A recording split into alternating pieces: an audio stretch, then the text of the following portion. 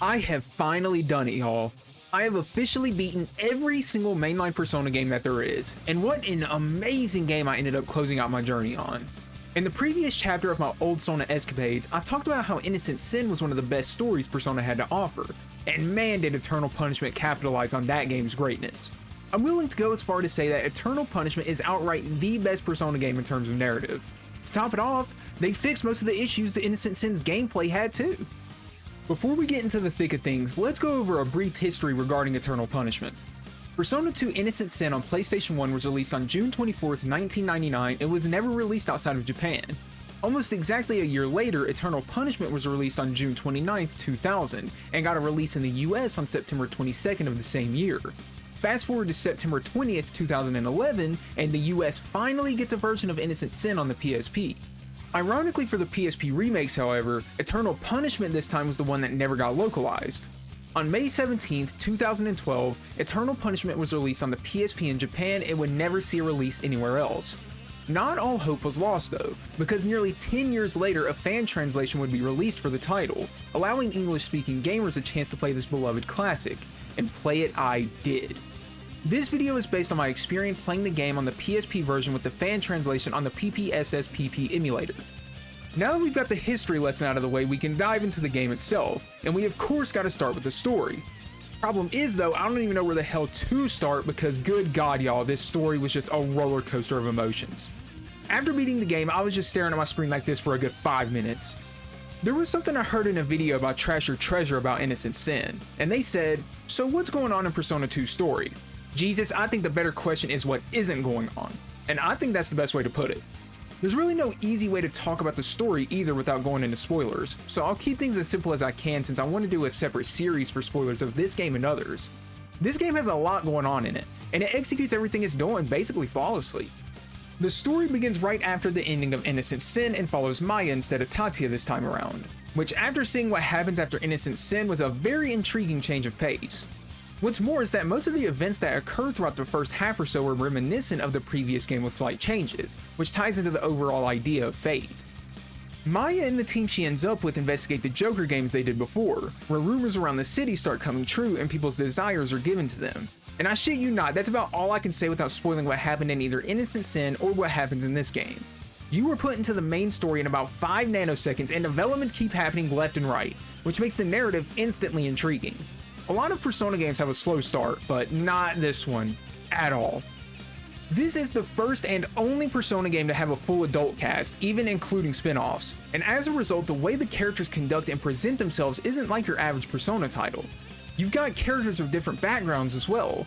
You've got this game's protagonist Maya, who is a magazine reporter, Tatsuya, who is a detective, Baofu, who is a mysterious figure with a dark past and abilities, Ulala, who's a friend of Maya, and finally, Nanjo or Ellie from Persona 1 make an appearance. You might be wondering, where did Tatsuya and the others go? Where did they go indeed? Introduced in the PSP version of Eternal Punishment, Tatsuya has an additional scenario where you play from his point of view during the events of the game, and this was one of the coolest things I've ever seen in a Persona game. For my Persona 5 fans out there, imagine if you could have played as Akechi during the events of Persona 5 in a separate story segment. Tatsuya walked a very different path than Akechi to say the least, but you get what I'm trying to say. Tatsuya's scenario alongside the amazing writing of the main party members made this game's cast easily the best in the Persona series, topping even Persona 4 for me now. And then BAM! You're hit with the best main narrative too. The stakes are the highest they've ever been, the pacing is great, plot twists are superb, every character gets their moment to shine, and it adds so much extra context for both Persona 1 and every Persona game going forward. It cannot be understated how good and important this game is to the series, and the fact Atlus hasn't remastered, ported, or remade it is a disgrace. I honestly can't think of anything bad about its story. It closed up all the loose ends from Innocent Sin, introduced new characters and lore. I mean, it's exactly what a sequel should be. And you'd think with this game being shorter than the newer games that the characters wouldn't be as fleshed out. But nah man, the cast is great. All of the cast have their own flaws, motives, and ambitions, and the way they act toward one another feels really natural. Tatsuya and Baofu basically hate each other since one is a detective and one is part of the underworld, yet despite that they come to understand and respect one another to work together. They never totally get along, and that's a great dynamic. It shows that even if you can never see eye to eye with someone, you can still interact with them and be civilized, which in the context of Persona as a series makes total sense. The newer Persona games don't tend to explore this kind of dynamic and opt for the whole tight-knit friend group kind of thing. And this isn't a bad thing, don't get me wrong, but it was a breath of fresh air to see characters like Tatsuya and Baofu. Making things better, Baofu in the Japanese dub is voiced by Sojiro from Persona 5, which was the cherry on top. Then you get the optional party members Nanjo and Ellie from Persona 1 to come around, and you get to see how they've changed since the events of the previous game. Not only that, the story itself changes slightly depending on who you choose, giving the game pretty good replay value as well. If you choose Nanjo, you go to one dungeon, and if you choose Ellie, you go to another, each having their own story and gameplay quirks about them. Basically, they did what Persona 1 was doing with their optional party members, but better, like way better. Really, everything about this game could be summed up as doing what Persona 1 and Innocent Sin did, but just better, which is very impressive considering those games did a lot of good things in their own right. The only thing I was semi-disappointed about in this game was the lack of story significance for the party's ultimate personas. In Persona 1 and Innocent Sin, you would have choices throughout the game that determined whether a party member got their ultimate persona. That is no longer present in this game. This was one of my favorite parts about those games, so it was a bummer, but not a deal breaker. Everyone still has ultimate personas, so there's that at least. And considering what's going on in the story, they basically couldn't get their ultimate personas in the same way everyone else did, so there's at least a logical explanation for it. There are still options you make near the end that matter, which is why I ain't mad about it. This story section is kinda all over the place, and I apologize for that, but there's just so damn much I want to talk about regarding this game's story. There were moments in this game where I damn near cried. This story hits emotional beats I don't think any other Persona game has done before, and that's why despite having only recently completed it, I already have such a fondness for it. Considering most of this game isn't even voice acted and it still almost made me cry is a testament to how good the story really is. The themes and ideas this game touched on are really relatable, and it explores an interesting premise of the Persona series at large. What I mean by that is the whole power of bonds thing. Without going into spoiler territory, this game showed a more sad depiction of how someone can deeply fear being alone, and the way it affects someone and the people around them. This isn't the best description, but it's the best I can do without spoilers. Outside of the main narrative and cast, this game also has great world building. If you take some extra time to explore the shops, you can get insight into how the citizens of Sumaru City feel about what's going on in the city. If something crazy happens, they'll make comments about it, and they update their dialogue after every single dungeon more or less. It made going around the overworld feel much more exciting and impactful rather than just going from point A to point B. I don't want to keep yapping on and on, because eventually I'm gonna go in circles, but y'all, I cannot give this game's story enough praise. The characters are peak, narrative is peak, pacing is fire, world building is on point, villains are good. I mean, there's not one thing I did not love about this game's story. Easily my favorite Persona story now, bar none. And this isn't me saying the other games are bad in any way, but Atlus locked the fuck in for Persona 2 Eternal Punishment. But story is not everything. This is a video game, and the worst part about Innocent Sin was the gameplay, as I talked about in depth in the Innocent Sin video. So did they rectify that with Eternal Punishment? Surprisingly, yeah, they did. Albeit not perfect, it's not outright bad in my eyes anymore. So let's go into that. Let's not beat around the bush. Innocent Sin's gameplay was ass, and let me give you the quick cliff notes on why. The game was so brain dead easy you could beat it using default personas, and battles took forever, which made everything not matter and made it feel extremely tedious. Getting new personas felt worthless, so the game felt like a waste of time, and I wasn't a fan of certain mechanics. Eternal Punishment fixed this for me by making the game actually have a challenge. Even on the normal difficulty level, there were still times where I died, which is a good thing. In the very first boss fight of Eternal Punishment, I got fucked, and after going through the brain-off experience of Innocent Sin, this felt so invigorating. It's almost like I wasn't making complaints about a thin air in that initial video, and Atlus themselves knew these issues existed and fixed them. Crazy concept, right? This game, while still not extremely difficult or anything, provides enough of a challenge to require you to fuse new personas and interact with the game's mechanics in a meaningful way. You can make use of the fusion spells and make actual strategies, which means the game is instantly better than its predecessor. I, believe it or not, could say I enjoyed this game's gameplay loop, which is wild to say after the previous video, but not all was fixed. Something I will never like is the negotiation system. Now look y'all, it's not the worst thing ever, but the negotiation system makes the game feel like it takes several times longer than it needed to. Even if you use methods to make it faster, like getting a bunch of free tarot cards for fusion, it's just obnoxious as hell. The quick rundown of the negotiation system is you contact demons and speak with them to raise their eagerness, and once you do that, they give you cards of their arcana. The main problem I have is you need to get personas for all 5 party members in this game, which means you need to get hundreds of tarot cards across several different arcana. If you only needed to fuse personas for Maya, I wouldn't have any problems honestly. But with all 5, dude, it just takes forever, which sucks because you have to do this in this game many times. It's like a double-edged sword because the gameplay itself is good, but to interact with the good part, you have to deal with this monotonous part, which sucks. It sucks even more if you fuse a persona and realize you don't like them or they're just not good for whatever fight you're trying to do, because you wasted your time leveling up the persona itself and then you wasted your time getting the cards for it in the first place. The only silver lining to this is if you return a persona at max rank to Igor, you can get really good items, but I never found myself using this mechanic like ever. At a certain point, fusing and negotiating becomes nothing more than a chore, which is unfortunate for an otherwise solid gameplay loop. One of the best things they did for the combat besides making it, good, was making it way faster, which is a trade-off I'm willing to take for still not liking the negotiation system. Making your party members perform actions is faster, and the time it takes to perform the actions is faster.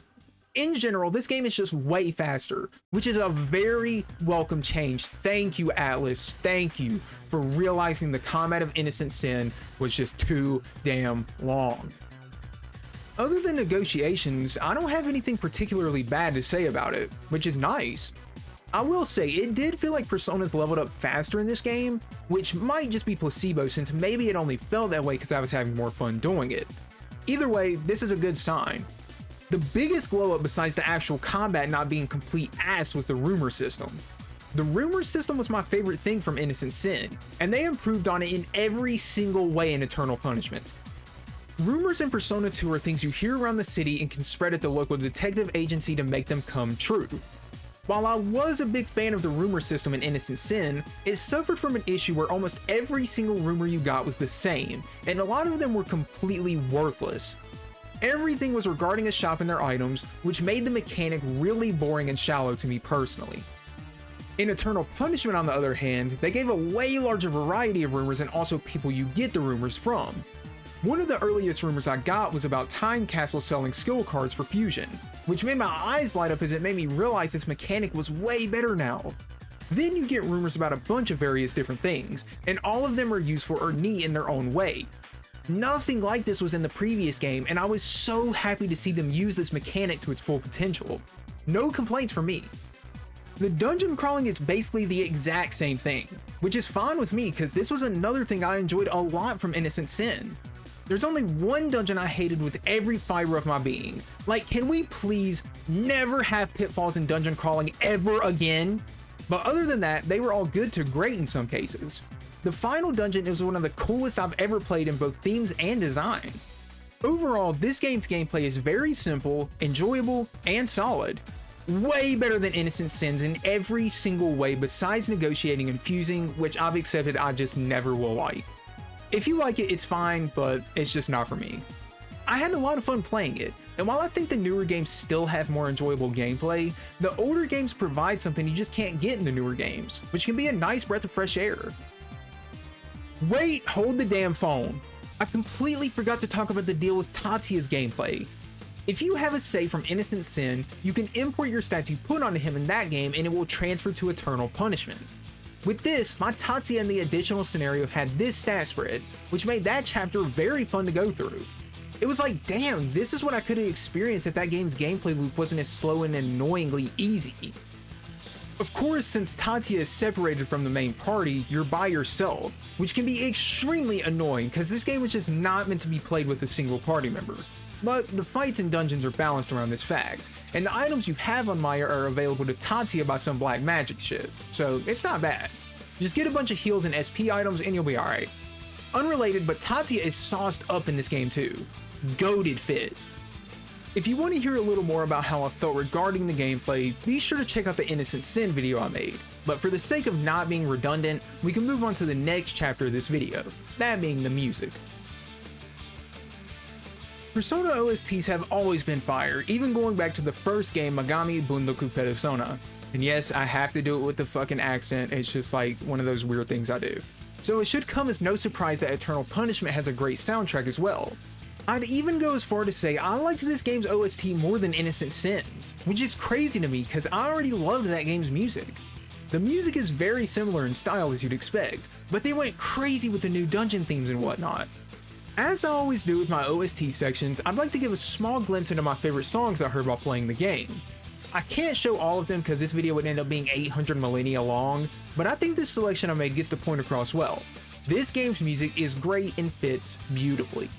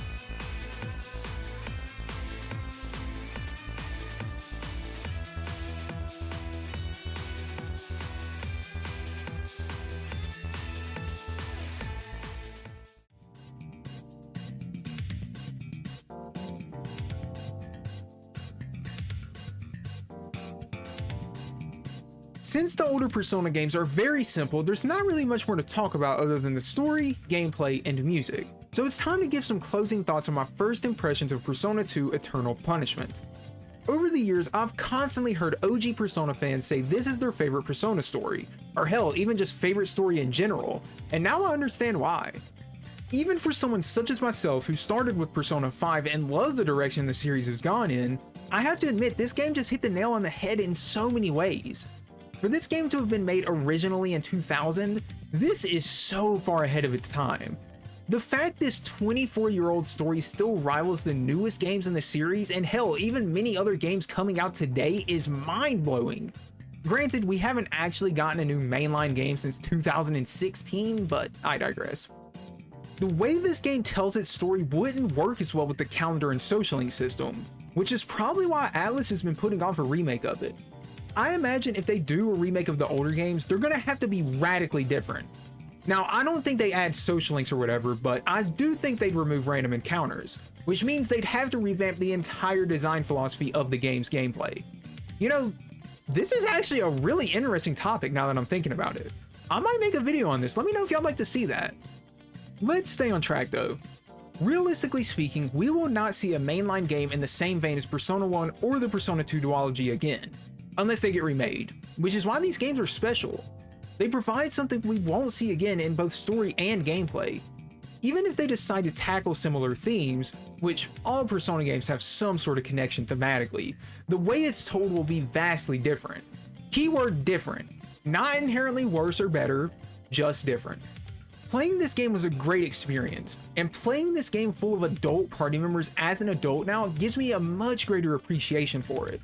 It's kind of poetic that my final stop for the mainline series was the game about adults doing their thing for the next generation, especially since I started the Persona series as a teenager.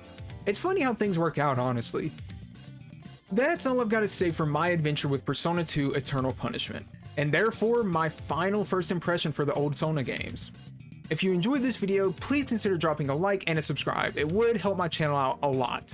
I'm trying to hit 10,000 subs and I would greatly appreciate it. You can have a free cookie as always. Here you go, homie. It's been your boy Yandere Gogeta, and I will see you in the next video. Peace out, everybody, and have a great day.